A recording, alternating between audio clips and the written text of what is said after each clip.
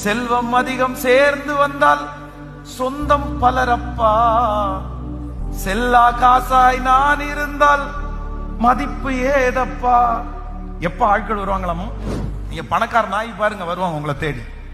நீங்க ஒரு நல்ல கார் வச்சு பாருங்க, அதுக்கப்புறம் தான் சொந்தக்காரனுக்கு என்ன ஞாபகம் வரும்? பிரதர் ஃப்ரீயா இருக்கிறீங்களா, வீடு வரைக்கும் வரட்டுமா? எதுக்கு அப்படின்னு கேட்டா, இல்ல கல்யாண கார்டு கொடுக்கலான்னு நினைக்கிறேன், வரட்டுமா?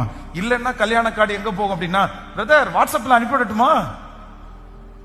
வாட்ஸ்அப்ல அனுப்பி விடட்டுமான்னு கேட்டா அதே நபர் நேரடியா பார்த்துதான் பிரதர் கொடுக்கணும். என்ன பிரதர் உங்களுக்கெல்லாம் வாட்ஸ்அப்ல அனுப்பலாமா பிரதர்? நான் வரேன் பிரதர், நான் வர்றேன், உங்களுக்கு விட மிஞ்சி என்ன இருக்குது அப்படின்னு சொல்றாருன்னா உங்களுக்கு என்ன வந்துச்சுன்னு அர்த்தம்? செல்வம் வந்துருச்சு. அதான் ஆண்டவர் பிச்சைக்காரனா இருந்தாலும் வந்துருவாரு.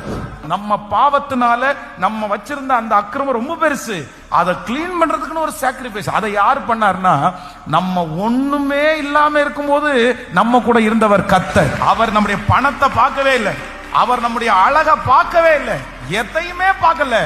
என் இருதயம் உடைஞ்சிருக்குது, என்னை எதிர்பார்க்க கூட இல்லை, அவர் நமக்கு செஞ்சார். இன்னைக்கு வரைக்கும் அவர் இருக்காரு. அவர் பணம் இருக்கும் போதும் என் கூட இருப்பாரு.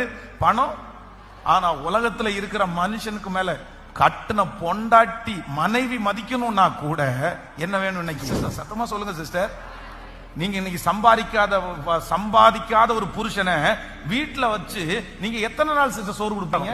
அதே போல நிறைய ஆண்களும் அப்படிதான். இப்போ இந்த உலகம் நம்ம பலனா இருக்கிற வரைக்கும், நம்ம பணமா இருக்கிற வரைக்கும் தான் உலகம்.